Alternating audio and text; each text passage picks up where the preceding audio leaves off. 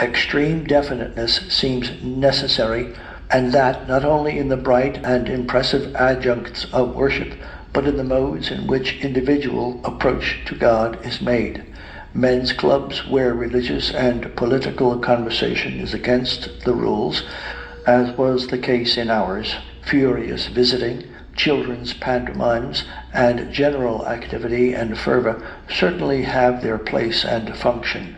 But unless the individual understands where and how he may discharge his penitence or adoration, not merely as a member of a congregation, but as an unique soul which God has made and redeemed, piety can never be more than vague and diffusive.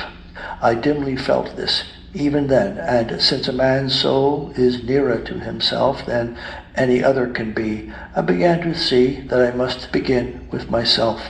The end of it was that just before my ordination as priest, I made, with my father's consent for the first time, a full confession of my whole life before a clergyman.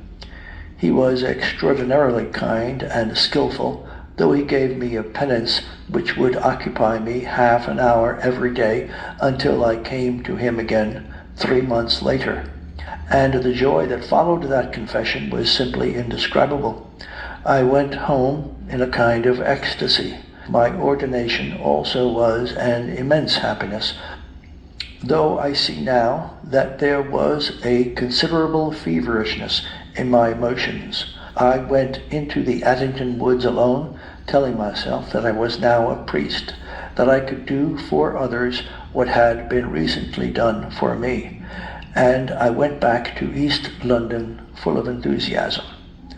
About this time, too, I began to take up again my acquaintance with the Cambridge friend with whom I had had many arguments, now an Oratorian novice, and I went to see him several times.